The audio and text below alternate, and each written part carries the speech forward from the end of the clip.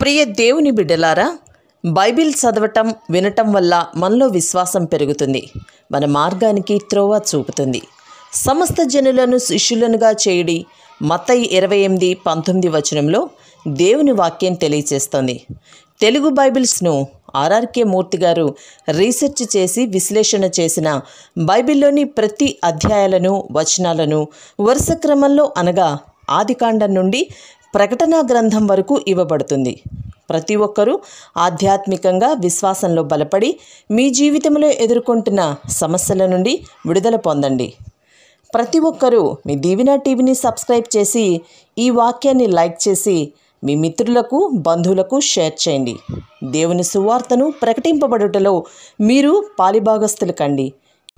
ఈ రోజున మనం ద్వితీయోపదేశకాండం 6వ అధ్యాయం వినబోతున్నాము. ఈ అధ్యాయం బహుశ్రేష్టమైనది. ద్వితీయోపదేశకాండం అంతా మోషే ఉపన్యాసమే. సోదరీ సోదరులారా, 4 నుండి 9వ వచనం వరకు ఈ 6 వచనాలు మనం ఎంతో ఎక్కువగా ఉదహరిస్తుంటాము. దీనిని క్షమ అంటారు. ఈ వాక్య భాగాన్ని భక్తిగల యూదులు ప్రతిరోజు ఉదయం చెప్పుకుంటారు. శతాబ్దాల తరబడి అలానే చెప్పుకుంటున్నారు. ఇశ్రాయేలీయులకు దేవుని ధర్మశాస్త్రం ఎంత ముఖ్యమో దీనిని బట్టి మనం తెలుసుకోగలం. ఈ అధ్యాయానికి శీర్షిక ఏమిటనుకుంటున్నారు? ప్రేమించు, విధేయత చూపు. ధర్మశాస్త్రమందు దేవుని ప్రేమ వెల్లడి చేయబడింది. ధర్మశాస్త్ర సందేశ సారాంశం ప్రేమ. సువార్త సందేశం ద్వితీయోపదేశకాండంలో ఉన్నది. దేవుని పట్ల మన ప్రేమను ఎలా వ్యక్తం చేస్తామో యోహాను శుభవార్త 14వ అధ్యాయం 15వ వచనం. మీరు నన్ను ప్రేమించిన ఎడల నా ఆజ్ఞలను గైకొంటారు అన్నాడు యేసు ప్రభు. రక్షణ అనేది ప్రేమ వ్యవహారం. 1 యోహాను 4వ అధ్యాయం 19వ వచనం. ఆయనే మొదట మనల్ని ప్రేమించాడు గనుక మనము ప్రేమిస్తున్నాము. దేవుణ్ణి ప్రేమించాలి. ఇదే గొప్ప భాగ్యం. విధేయత ద్వారా ప్రేమను వ్యక్తం చేస్తాము. ఇశ్రాయేలీయులు విధేయులై జీవించాలి. ఇదే దేవుని కోరిక. వారికి వారి సంతానమునకు నిత్యము క్షేమము కలుగునట్లు వారు నా యందు భయభక్తులు కలిగి నా ఆజ్ఞలన్నిటినీ అనుసరించే మనస్సు వారికి ఉండిన మేలు అని ద్వితీయోపదేశకాండం 5వ అధ్యాయం 29వ వచనంలో దేవుడన్నాడు. యెషయా 29వ అధ్యాయం 13వ వచనంలో దేవుడంటున్నాడు, ఈ ప్రజలు నోటి మాటతో నా వద్దకు వస్తున్నారు, పెదవులతో నన్ను ఘనపరుస్తున్నారు, గాని తమ హృదయం నాకు దూరం చేసుకొని ఉన్నారు. వారు నా ఎడల చూపే భయభక్తులు మానవుల విధులను బట్టి వారు నేర్చుకొన్నవి. ఒకసారి సమూయేలు సౌలును గద్దిస్తూ అన్నాడు, తాను సెలవిచ్చిన ఆజ్ఞను ఒకడు గైకొనుట వలన యెహోవా సంతోషించేటట్లు ఒకడు దహన బలులను అర్పించుట వలన ఆయన సంతోషిస్తాడా? ఆలోచించు. బలులు అర్పించుట కంటే ఆజ్ఞను గైకొనుట, పొట్టేళ్ల కొవ్వు అర్పించుట కంటే మాట వినటం శ్రేష్టం. 1 సమూయేలు 15వ అధ్యాయం 20వ వచనం. ఒకసారి యేసుక్రీస్తు పేతురును పరీక్షిస్తూ అన్నాడు, యోహాను కుమారుడవైన సీమోను, నీవు నన్ను ప్రేమిస్తున్నావా? యోహాను సువార్త 21వ అధ్యాయం 16వ వచనం. సోదరీ సోదరులారా, పరలోకం అద్భుత సీమ. మనం అక్కడికి వెళ్లినప్పుడు యేసుక్రీస్తు ప్రేమ ఎంత అపరిమితమో తెలుసుకుంటాము. ఆయన మన కోసం ప్రాణం పెట్టాడు. ఆ ప్రేమను అనుభవించిన మనం అందర్నీ ప్రేమిస్తాము. అందరూ మనల్ని ప్రేమిస్తారు. అందుకే పరలోకం అద్భుత సీమ. దేవుని ప్రజలు దేవునికి సంపూర్ణంగా విధేయులు. ఎప్పుడైనా వీరు మాట తప్పవచ్చుగాని దేవుడు ఎన్నడూ మాట తప్పడు. ఒకసారి శాస్త్రులు కొందరు యేసు ప్రభువు దగ్గరికి వచ్చి ఆజ్ఞలన్నిటిలోకి గొప్పది ఏది అని అడిగారు. మార్కు సువార్త 12వ అధ్యాయం 28 నుండి 31వ వచనం వరకు. యేసు అన్నాడు, ప్రధానమైనది ఏదనగా, ఓ ఇశ్రాయేలు విను, మన దేవుడైన ప్రభువు అద్వితీయ ప్రభువు.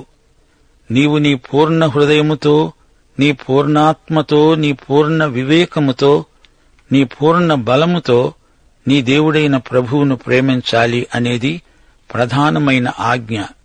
సోదరీ సోదరులారా, దేవుణ్ణి ఇంత గాఢంగా ప్రేమించగలవారు ఎందరున్నారు?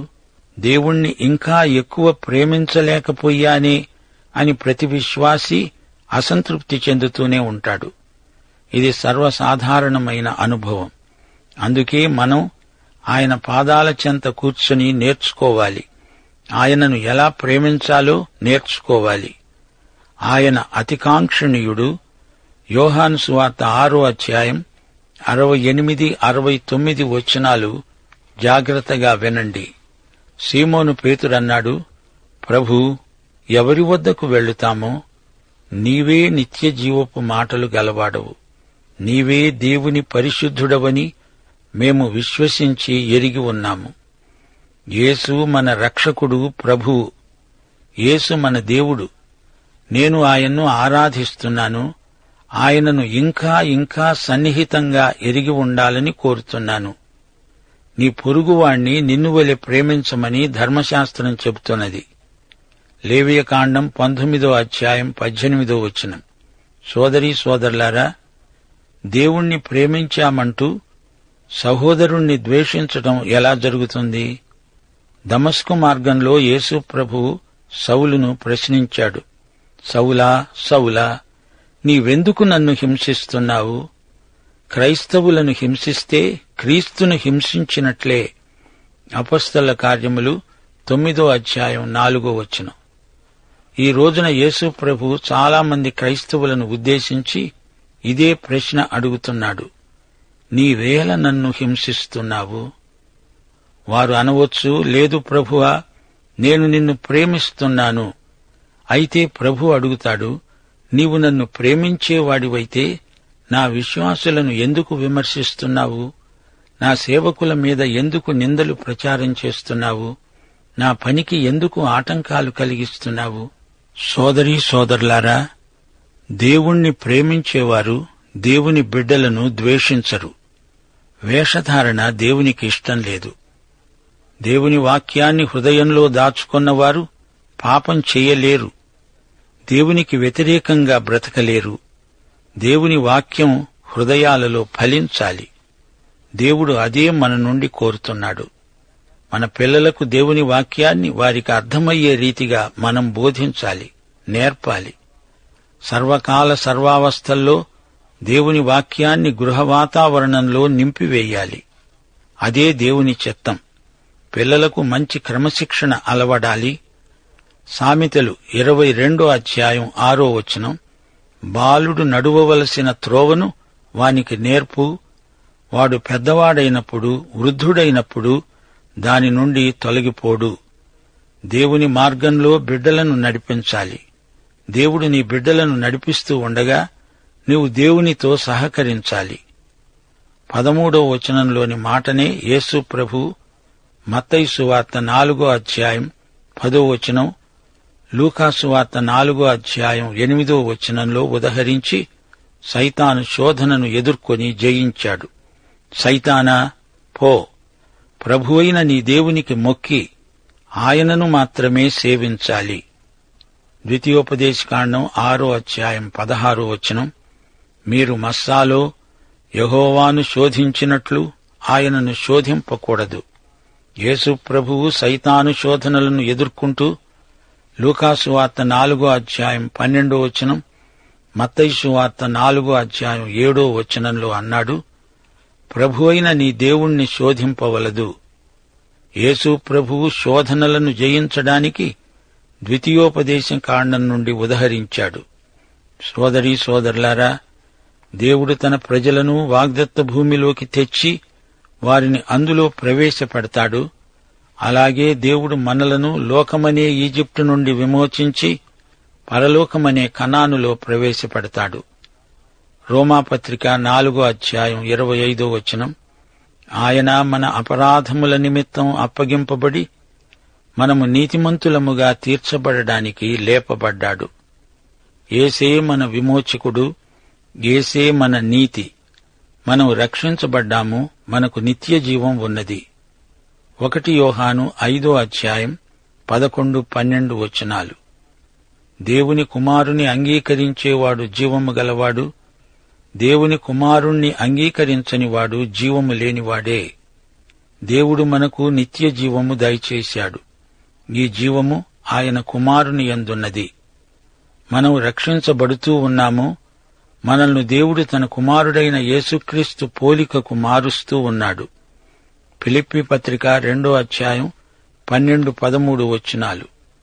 భయముతో వణకుతో మీ స్వంత రక్షణను కొనసాగించుకోండి. ఎందుకనగా మీరు ఇచ్చయించడానికి, కార్యసిద్ధి కలుగచేసుకొనడానికి, తన దయాసంకల్పము నెరవేరడానికి మీలో కార్యసిద్ధి కలుగచేసేవాడు దేవుడే. రక్షణ పొందిన వారు రక్షణను కొనసాగించుకోవాలి. మనము రక్షించబడతాం. భవిష్యత్తులో మనకు పరిపూర్ణ రక్షణానుభూతి కలగబోతున్నది. 1 యోహాను 3:2 ప్రియులారా, ఇప్పుడు మనము దేవుని పిల్లలమై ఉన్నాము. మనము ఇక ఏమవుతామో అది ఇంకా ప్రత్యక్షపరచబడలేదు గాని ఆయన ప్రత్యక్షమైనప్పుడు ఆయన ఉన్నట్లుగానే ఆయనను చూస్తాము గనుక ఆయనను పోలి ఉంటాము అని ఎరుగుదుము. ఆయన వచ్చినప్పుడే మన రక్షణ జీవితానికి సంపూర్ణ సిద్ధి. సోదరీ సోదరులారా, దేవుని ధర్మశాస్త్రంలోని ఆజ్ఞలు గైకొన్న వారికి దీవెనలు. దేవునికి భయపడడం అంటే దేవుని మహిమ ఎదుట నిర్దోషముగా ఉండడానికి సిద్ధపడడమే. దేవుడు మన తండ్రి, మనం ఆయన బిడ్డలం గనుక ఆయనంటే మనకు ప్రేమ ఉంటుంది. ఎక్కడ తప్పు చేస్తామో అనే భయం కూడా ఉంటుంది. దేవుడు మనకు తండ్రి నిజమే. ఆయనే ధర్మశాస్త్రకర్త, ప్రదాత. దేవుని న్యాయాన్ని మనం గుర్తించాలి. ఆయన కనికరాన్ని, దీర్ఘశాంతాన్ని కూడా గుర్తించాలి. దేవుని భయము లేకుండా ఎవరూ చైతన్యవంతంగా ఆయనతో నడవలేరు. అన్ని తరాలలో కొనసాగవలసిన విధి విధానమిదే. దేవునికి భయపడేవారు తమ పిల్లలను నీతి మార్గములో నడిపిస్తారు. దేవుని పట్ల భయభక్తులు పిల్లలు తల్లిదండ్రుల నుండే నేర్చుకుంటారు. హెబ్రీ పత్రిక 12:28 మనము నిశ్చలమైన రాజ్యమును పొంది దైవ కృప కలిగి ఉందాము. ఆ కృప కలిగి వినయ భయభక్తులతో దేవునికి ప్రీతికరమైన సేవ చేద్దాము. దేవుడు చరిత్రలో చేసిన కార్యాలను, అనుభవంలో చేస్తున్న క్రియలను బిడ్డలకు వివరించాలి. శరీరము, జీవము, ఆత్మ అన్నీ ప్రభువుకు చెంది ఉండాలి. దేవుడు తన ప్రజలైన ఇశ్రాయేలుకు కనాను దేశాన్ని ఇచ్చాడు. అందలి సమృద్ధిని కూడా ఇచ్చాడు. గనుక ఆయన ప్రజలు ఆధ్యాత్మిక జీవితంలో దిగజారిపోకూడదు. చెడు తలంపులకు చోటు పెట్టకూడదు. దేవుని మాటను జవదాటకూడదు. దేవుడు పక్షపాతి కాడు. ప్రతి ఆశీర్వాదము షరతులతో కూడి ఉన్నది. ప్రియ శ్రోతలారా, ద్వితీయోపదేశకాండం 7వ అధ్యాయం వినబోతున్నాము. 7వ అధ్యాయం ఇశ్రాయేలు ప్రజలకు ఎంతో గొప్ప హితోపదేశం. హత్య చేయకూడదు, ఇది దేవుని ఆజ్ఞ. కాని ఇది హత్య కాదు, జాతీయ సమస్య. కనానులో నుండి ఆ జాతులను తొలగించాలి. అది దేవుని ఏర్పాటు. కనానీయ జాతులలో నైతిక భ్రష్టత్వం ఉన్నది. లైంగిక పాపాలు కోకొల్లలు. వారితో వియ్యమందితే వీరి పిల్లలు పాడైపోతారు. వియ్యం కుదరదు, కయ్యం తప్పదు. దేవుడు కనాను దేశాన్ని శుద్ధి చేసి తన ప్రజలకు ఇస్తున్నాడు. పైగా వారు విగ్రహారాధికులు. అందుచేత వారిని తొలగించక తప్పలేదు. దేవుడు ప్రేమగలవాడు. ప్రేమగల దేవుడు అన్యాయంగా ఏదీ చెయ్యడు. అవిశ్వాసులతో జోడు కలవకూడదు. ఇది దేవుని ఆజ్ఞ. నీ దేవుడైన యెహోవా తానే దేవుడని, తనను ప్రేమించి తన ఆజ్ఞలను అనుసరించి నడుచుకునే వారికి తన నిబంధనను స్థిరపరిచేవాడు, 1000 తరాల వరకు కృప చూపేవాడు, నమ్మదగిన దేవుడు, దండన విధించి బహిరంగముగా నశింపచేయగలవాడు. ఆయన తనను ద్వేషించేవాని విషయము ఆలస్యం చేయక బహిరంగముగా శిక్ష విధిస్తాడు. దేవుని సౌశీల్యం ఎంతో పరిపూర్ణమైనది. ఆయన మాత్రమే దేవుడు, విశ్వసనీయుడు, నమ్మదగినవాడు. ఆయన యెహోవా, శాశ్వతుడు, నిత్యుడు, ఎలోహీం అనగా సృష్టికర్త. ఆయన సర్వశక్తిమంతుడు, మహాబలసంపన్నుడు. తన నిబంధనను నెరవేర్చేవాడు. తనను ప్రేమించే వారిని కనికరంతో చూస్తాడు. తన ఆజ్ఞలు గైకొనే వారిని ప్రేమిస్తాడు. ఆయన ఆశీర్వాదాలలో నిత్యత్వపు పరిమాణం ఉన్నది. తనను ద్వేషించే వారిని ఆయన శిక్షిస్తాడు గాని అడిగితే క్షమిస్తాడు. అటివారు తమకు తీర్పు తీర్చిన యెహోవా ఎలాంటివాడో తెలుసుకుంటారు. తిరుగుబాటుదారులకు మరణశిక్షే తగినది. దేవుని చేతికి చిక్కడం భయంకరం. 1000 తరాలు అంటే నిత్యత్వం అని అర్థం చేసుకోవాలి. దేవుని జ్ఞానం ఎంతో గంభీరమైనది. తొందరపడి ఆ జనులందరినీ హతం చేస్తే అడవి మృగాలు వచ్చి ఆ భూమినంతా ఆక్రమించుకుంటాయి. అందుకే దేవుడు హెచ్చరిక చేస్తున్నాడు. ఈ జాతులన్నీ పూర్తిగా అంతరించిపోతేనే గాని ఇశ్రాయేలుకు సుఖశాంతులుండవు. ఇందులో ఒక సత్యాన్ని మా శ్రోతలు గమనించాలి.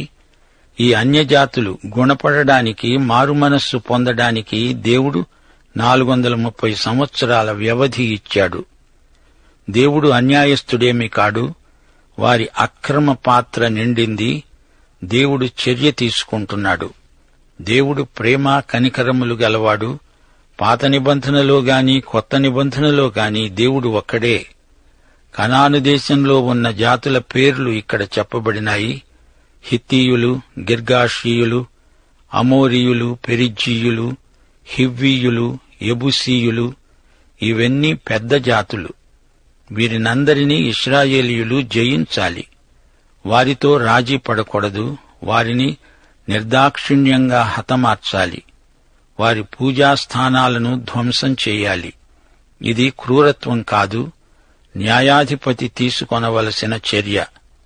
లేవియకాండం 14వ అధ్యాయంలో వీరి అత్యాచారాలు పేర్కొనబడ్డాయి. కనాను దేశంలోని భ్రష్టజాతులు ఉన్నంతకాలం ఇశ్రాయేలుకు శోధనలు ఉంటూనే వచ్చాయి. వారి పిల్లలు, వీరి పిల్లలు పెళ్లాడితే ఫలితం ఇశ్రాయేలుకే గొప్ప నష్టం. ఇశ్రాయేలు యువతరం పాపంతో నిండిపోతుంది. అందరూ విగ్రహారాధికులైపోతారు. అయితే దేవుడంటున్నాడు, మీరందరూ నాకు ప్రత్యేకించబడిన పరిశుద్ధ జాతి, మీరు నా సొత్తు. మిగతా జాతులన్నిటిలో నుండి నేను మిమ్మును ఏర్పరిచాను. ప్రియ శ్రోతలారా, ఇశ్రాయేలు దేవుడు న్యాయము గల దేవుడు. ఆయన తీర్పులు న్యాయసమ్మతమైనవి. ఆయన కనికరము గలవాడు, క్షమాగుణము గలవాడు. తనకు విధేయులైతే వారికి మితిలేని ఆశీర్వాదాలిస్తాడు. ఆయన మాట వినకపోతే పలు విధాలుగా శిక్షిస్తాడు. ఆశీర్వదించడం దేవునికి ఎంతో ఇష్టం. కాని శిక్షించక తప్పదు. కొందరు అనుకుంటారు, ఆయన ప్రేమ, కృప, కనికరములు గలవాడు గనుక శిక్షించడు. ఎంత అవిధేయులైనా ఆయన శిక్షించడు అనుకుంటే అది పొరపాటే. కృప పాపాన్ని కప్పుతుంది నిజమే, కాని పాపాన్ని ఒప్పుకోవాలి, దానిని విసర్జించాలి, లేకపోతే శిక్ష తప్పదు. సోదరీ సోదరులారా, వింటున్నారా? దేవుడు ప్రేమ గలవాడు, కనికరము గలవాడు, నీతి న్యాయములు గలవాడు. దేవుడు పక్షపాతి కాడు. అన్యజాతులను నాశనం చేయమంటున్నాడంటే అది న్యాయసమ్మతమైన తీర్పు. దేవుడు ఇశ్రాయేలు జాతిని తనకు సాధనంగా వాడుకుంటున్నాడు. అప్పుడప్పుడు ఇశ్రాయేలును శిక్షించడానికి అన్యజాతులను కూడా దేవుడు వాడుకున్నాడు. యెషయా 10వ అధ్యాయం 12వ వచనం అష్షూరు జాతిని అలాగే వాడుకున్నాడు. 2 దినవృత్తాంతములు 36వ అధ్యాయం 17వ వచనం కల్దీయుల రాజును వాడుకున్నాడు. ఏది ఏమైనా ఇశ్రాయేలు జాతి క్షేమాన్నే దేవుడు కోరాడు. దేవుడు ఎవరిలోనైనా, ఏ జాతిలోనైనా పాపాన్ని శిక్షించకుండా వదలడు. కనాను దేశంలోని అన్యజాతులను దేవుడు ఒక్క పెట్టున నాశనం కానీయలేదు. క్రమేణా వారిని తొలగిస్తూ వచ్చాడు. అలాగే మానవునిలోని చెడుగును దేవుడు క్రమేణా తొలగిస్తూ చివరికి మనిషిని యేసు ప్రభువుతో సమాన స్థాయికి మారుస్తాడు. ప్రియ శ్రోతలారా, మీ సమస్యలన్నింటికీ సత్వర పరిష్కారం కావాలని కోరుతున్నారా? అలా అనుకోవద్దు. ఒక్కొక్క అడుగే వేస్తూ సమస్యలను దాటుతూ యేసుతో ప్రయాణించాలి. ఇప్పుడు నీవున్న స్థితికి, నీవు ఉండవలసిన స్థితికి దూరం రాను రాను తగ్గుతూ ఉంటుంది. జీవితమంతటిలోకి ఇది గొప్ప అద్భుతమని గ్రహిస్తావు. సోదరీ సోదరులారా, ద్వితీయోపదేశకాండం ఉద్రేకభరితమైన గ్రంథమని మీకు అనిపించటం లేదా? ఆలోచించండి. మనము మన ప్రత్యేకతను కాపాడుకోవాలి. శోధనలకు లొంగకూడదు. భక్తి జీవితానికి అర్థం వాక్యానుసారమైన జీవితం. ఈ విషయంలో మా శ్రోతలకు కొన్ని హెచ్చరికలు చేయగోరతాము. ఈ అవిశ్వాస లోకంలో భక్తిగా బతకడం ఎలాగా? ఆధ్యాత్మిక బలం మనకు ఎలా ప్రాప్తిస్తుంది?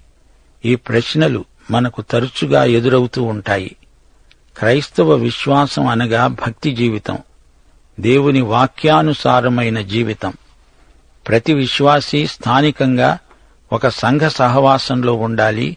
అది భక్తి జీవితానికి ఎంతో దోహదపడుతుంది. క్రైస్తవ ప్రత్యేకత ఏదో ఒక సిద్ధాంతానికి, ఏదో ఒక సాంప్రదాయానికి పరిమితమైనది కాదు. యేసుక్రీస్తుతో వ్యక్తిగత సంబంధ సహవాసమే క్రైస్తవ భక్తి. మనకు క్రీస్తే మాదిరి. క్రీస్తు ప్రబోధమే మన ప్రమాణం. ఆత్మ ద్వారా క్రీస్తు సన్నిధిని అనుభవించటమే భక్తి. క్రైస్తవులు క్రీస్తు ప్రజలు, ఆయనకు చెంది ఉన్నారు. అనగా దేవునికి, తోటి మానవులకు, మనస్సాక్షికి బాధ్యులమై జీవిస్తాము. దీనిని మించిన ఆధ్యాత్మిక అనుభవం మరొకటి లేదు. ఈ ఆధ్యాత్మిక అనుభవం క్రీస్తునందు కేంద్రీకృతమై ఉంటుంది. మన భక్తి సృజనాత్మకమై అనేక మందికి మేలు చేకూరుస్తూ ఉంటుంది. ఇశ్రాయేలు చరిత్ర నుండి మనము నేర్చుకునే పాఠమిదే. అనేకసార్లు క్రైస్తవ భక్తులు ఆత్మలో వేదన చెందడం పరిపాటి. ఏలియా, ఇర్మియా మొదలైన భక్తులు కొన్ని సందర్భాలలో ఆధ్యాత్మికంగా వెలితిపడిపోయినట్లు గుర్తించగలం. దావీదు మహారాజు ఎన్నోసార్లు సంఘర్షణల మధ్య అట్టిట్టయిపోయాడు. దీనికి కారణం ఏదో పసికట్టడం కష్టం. క్రైస్తవ విశ్వాసి ఏదైనా పాపాన్ని ఒప్పుకోకుండా దాచిపెట్టుకుంటే అట్టి బలహీనత ప్రాప్తిస్తుంది. అనేకసార్లు భక్తుడు అతిగా పనిచేసి అలసిపోయి ఉండవచ్చు. మన శక్తికి మించిన పరిస్థితులు కారణం కావచ్చు. అయినా దేవుడు మనకు తోడై ఉంటాడు. పాఠం ఇంతటితో సమాప్తం. మన ప్రభు అయిన యేసుక్రీస్తు వారి దివ్య కృప, తండ్రి అయిన దేవుని పరమ ప్రేమ, పరిశుద్ధాత్మ అన్యోన్య సహవాసము మనకందరికీ సదాకాలము తోడై ఉండునుగాక. ఆమేన్.